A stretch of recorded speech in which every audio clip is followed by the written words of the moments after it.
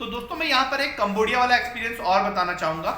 जब मैं कंबोडिया में था तो वहाँ पर एक मैम मेरे पास में थेरेपी करवाने के लिए आई थी। तो विरेचन कर्म ही हमने उनका करा था। उनको पहले ब्लोटिंग वगैरह रहती थी, चेहरे पे कील मुहासे वगैरह होते थे वगैरह वगैरह।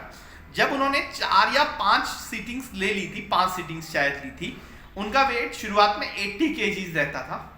और जब वो 5वीं सीटिंग के बाद में आई तो एकदम पहचानना मुश्किल था हमारे लिए, और उनका वेट 55 किलो हो गया था।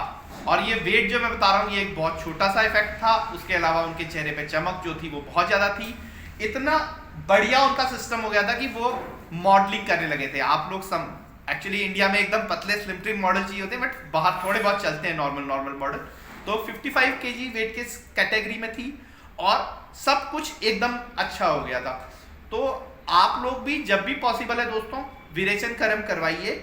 अपने आपका शोधन होगा, जो बार बार गैस होती है वो वाली चीजें नहीं होंगी, जो चेहरे पे दाग कील मुहासे वगैरह होते हैं वो वाली चीजें धीरे धीरे ठीक होंगी। और ये सारे के सारे फायदे पाने के लिए जब भी पॉसिबल हो तब आप विरेचन कर्म में आइए। आपकी स्वास्थ्य की शुभकामनाओं के साथ मैं डॉक्टर अंशुमान जोशी आपसे विदा लेता हूँ। जय धन्वंतरी, जय हिंद। हमें कोशिश करना होता है कि हमारी डाइट जो है वो वाटरी रहे, ताकि हम परगेशन के लिए प्रॉपरली पूरी तरीके से तैयार होते हैं। ठीक है मैम। और दूसरी चीज ये होती है कि जब तक हम लोग घी खा रहे हैं तब तक का हम लोग दूसरी चीज, जब तक हमें घी पचा नहीं है तब तक हम लोग दूसरी चीज नहीं खाते। इसलिए जब भी आपको मैंने घी वगैरह जो भी मेडिकेटेड घी खिलाया उसके बाद में मैंने आपको केवल और केवल गर्म पानी और अदरक वाला पानी नहीं रखा होता। तो अब जो मैम पूछ रही है कि अब उन्हें क्या खाना चाहिए, वो ये जानना चाह रही हैं कि एक बार नॉर्मल पित्त प्रकृति वाले को क्या खाना चाहिए। तो मैं उसके बारे में आपको बताऊंगा दोस्तों मैंने जैसे आपको पहले बता रखा है कि पित्त प्रकृति का मतलब होता है फायर एलिमेंट हमारा बहुत हायर साइड में है। फायर एलिमेंट हायर साइड में होने की वजह से अंदर जो हमारे जो इम्प्योरिटीज होती हैं उनमें भी इसी टाइप के ही हमें लक्षण मिलते हैं। हमें वो इम्प्योरिटीज बाहर से सपोर्ट ना हो, इसलिए जो पित्त बढ़ाने वाली चीजें होती हैं, जो उद्वेग कारक चीजें होती हैं, फॉर एग्जाम्पल मछली, इसी तरीके से ड्राई फ्रूट्स में काजू, इसी तरीके से फ्रूट्स में संतरा, इसी तरीके से खट्टी चीजें, इसी तरीके से मिर्च मसाले वाली चीजें, ये सारी की सारी चीजों का हमें परहेज करना चाहिए। दूसरी चीज मैं पित्त प्रकृति वालों को बोलता हूं क्योंकि इनकी डाइजेस्टिव फायर बहुत अच्छी होती है, इसीलिए अगर ये ज्यादा देर तक भूखे रहेंगे तो इनकी डाइजेस्टिव फायर इंटरनल पेट में डिस्टर्बेंस क्रिएट करना शुरू कर देती है, जो कि हम सब लोगों के साथ होता है। कब होता है? जब सर्दी का सीजन आता है। आयुर्वेद मानता है सर्दी के सीजन के दौरान हमारी जो अग्नि होती है वो सारी की सारी एकदम तीव्र हो जाती है। इस वजह से सर्दियों में आपने देखा होगा आपको भूख लगती है और आपका मन करता है हमेशा कुछ ना कुछ खाते रहें। पित्त प्रकृति वाले को इसी टाइप की ही चीजें खानी चाहिए कि हर 2-2.5 घंटे में कुछ कुछ खाते रहें। लेकिन अब वो कुछ चीजें अगर मूंगफली रही तो वो कब्जकारी हो सकती है, इसीलिए कोशिश रहनी चाहिए कि कुछ हल्की चीजें खाएं। जैसे हो गया सेब हो गया, जैसे हो गया गाजर हो गया, जैसे हो गया मतलब हल्की फुल्की चीजें, कुछ भी, भले ही बॉइल्ड पोटैटो भी थोड़े बहुत खाए जा सकते हैं। इस तरीके से हल्की फुल्की चीजें जो भी हैं वो हम लोग खा सकते हैं। ज्यादा मिर्च मसाला नहीं खाना है, ज्यादा खट्टी चीजें नहीं खानी है, संतरे टाइप की चीजों से हमें थोड़ा सा परहेज रखना है। इसके बाद में हमें संतरा हो गया, नारियल का पानी अगर हम पियेंगे हमारे लिए अच्छा रहेगा। दूध हम लोग लेंगे अच्छा रहेगा, रात को दूध मत लीजिए, बट अदरवाइज पूरे दिन भर दूध लीजिए, आपके लिए अच्छा रहेगा। इसी तरीके से ही मक्खन बहुत ज्यादा मत लीजिए, थोड़ा बहुत मक्खन खाया जा सकता है, घी खाया जा सकता है। तो इस तरीके से जो भी अच्छी अच्छी चीजें हैं, जो भी हम लोग को शांत करने वाली चीजें हैं, वो सारी खाई जा सकती हैं। स्पेशली जो मीठी चीजें जैसे चीकू हो गया, जैसे अंजीर हो गया, इस टाइप की चीजें हम लोग खाएंगे तो हमारे लिए अच्छा रहेगा। ठीक है, बनाना भी आप खा सकती हैं। और किस किस चीज में कंफ्यूजन है? किशमिश खाएंगी तो अच्छा रहेगा, भीगे हुए बादाम खाएंगे तो अच्छा रहेगा। क्या बोल रही? खजूर। खजूर दोस्तों सऊदी अरब से आता है, थोड़ा गर्म फल है, ज्यादा खाएंगे तो दिक्कत रहेगी। फिर भी खजूर को भिगा के नॉर्मली खाया जाता है या कई बार दूध में पका के खाया जाता है। तो ये दोनों चीजों में हम लोग खा सकते हैं, कोई बहुत बड़ा इशू नहीं है, बट ये आपकी जठरा अग्नि पे निर्भर करता है। आयुर्वेद कहता है जब तक का आपको भूख ना लगे तब तक का कुछ नहीं खाना चाहिए।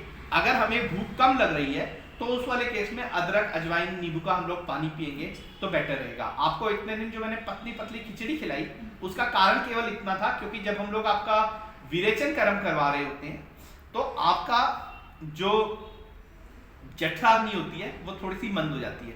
अब मंद जठराग्नि को पचाने के लिए हम लोग गुरु आहार देंगे तो वो नहीं पचा पाएगी, इसीलिए हम लोगों ने आपको पतली खिचड़ी खिलाई। ठीक है, मैं आपसे एक चीज और पूछना चाहता हूँ, जैसे जिस दिन आप यहाँ पर आई थी उस दिन के मुकाबले क्या आपके फेशियल, आपको लग रहा है आपके चेहरे में चमक चमक में कोई फर्क पड़ा है?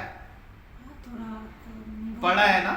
ये चीज विरेचन में हर बार होती है। मैं अपना कंबोडिया का एक्सपीरियंस बताऊं तो एक मैम थी जिन्होंने वहां पे मेरे से विरेचन कर्म करवा रहे थे जो हमारे सेंटर में, उनके साथ में क्या हुआ, उनका पहले वेट समथिंग 80s में रहता था और उन्होंने 4 या 5 बार अलग अलग मतलब एक एक 2-2 महीने के गैप। मैं डॉक्टर अंशुमन जोशी और आज हमारे सामने है अनिंदिता। अनिंदिता क्या नाम है? अनिंदिता। तो दोस्तों ये हमारे पास में आई थी पहले जब आई थी तो उस वक्त आपको क्या क्या प्रॉब्लम थी अनिंदिता, एक बार बताइए। वो गैस्ट्रिक के ज़्यादा थे और फैटी लिवर में था। ओके, और क्या महसूस हो रहा था? लाइक जैसे मैंने आपका उस वक्त नाड़ी वगैरह देखी है क्योंकि, तो उस वक्त आप काफ़ी कमज़ोर भी महसूस करती थी, थका सा भी। तो यहाँ पर आई, आप देहरादून में आई आप ट्रीटमेंट करवाने, है ना? तो जब आप देहरादून में ट्रीटमेंट करवाने आई तो आपका कैसा एक्सपीरियंस था? मतलब आपको जो रूम्स वगैरह थे वो साफ मिले या गंदे मिले, क्या सीन था? साफ था। जो आपको जो लोग आए थे, जो थेरेपिस्ट वगैरह थे, उनका कैसा सपोर्ट था? बहुत अच्छा है। अच्छा, जो पी चीजें वो कड़वी दवाइयाँ वो पी पाए? कड़वी ज्यादा लग तो नहीं लगी? ज्यादा ही लगी, लेकिन ज्यादा कड़वी लगी, लेकिन सेहत के लिए सब कुछ पीना पड़ेगा, है ना? तो सही है, कोई बात नहीं।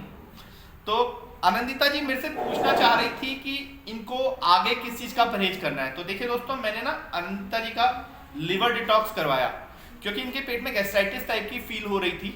तो हम लोग को अगर पित्त का शमन करवाना है तो उसको हम लोग आयुर्वेद में बोलते हैं विरेचन। मैंने इसका नाम लिवर डिटॉक्स इसलिए बोला क्योंकि इसी नाम से आजकल इसको पूरे विश्व में बेचा जा रहा है। मैं तो जैसे आप लोग को पता ही है, मैं कंबोडिया भी जाके आया हूँ, तो वहाँ पर जो विदेश है वहाँ पर ये बहुत कल्चर है कि ऑलिव ऑयल के साथ में ऑलिव ऑयल पिलाकर कुछ दिन, उसके बाद में जब एक बार फैट वगैरह इंटरनल, मतलब हम लोग आयुर्वेद में उसे बोलते हैं दोषों को आमाशय के अंदर लेके आना, उसके बाद में क्या किया जाता है दोस्तों, विरेचन करवा दिया जाता है। पर्गेशन थेरेपी के थ्रू आपके जो दोष होते हैं उनको बाहर निकाला जाता है। आयुर्वेद में इसको पित्त की श्रेष्ठ औषध बताया गया है। जो मैम के पेट में प्रॉब्लम हो रही थी वो भी पित्त की वजह से हो रही थी। तो मैम ये वाली चीज जानते होंगे कि मैम जब आप मछली वगैरह खाते थे तो क्या आपको प्रॉब्लम होती थी? होती थी। तो हमने दोस्तों, अब मैम जो पूछना चाह रहे हैं कि क्या खाना चाहिए, देखो दोस्तों, एक बार अगर आपका ये पर्गेशन थेरेपी हुई है, विरेचन हुआ है अगर आयुर्वेद के अकॉर्डिंग, तो उसमें सबसे पहला तो सिस्टम ये है कि मैम जब आपका विरेचन हुआ तो उसके बाद में मैंने आपको कुछ दिन तक का स्पेशल खाना खिलाया था ना। क्या क्या खाना खाया था आपने बताइए एक बार? बॉयल चावल खाए थे। मैम ने केवल बॉयल चावल खाए, इसके अलावा आप सब्जियों का सूप खा सकते हैं, भले ही लौकी का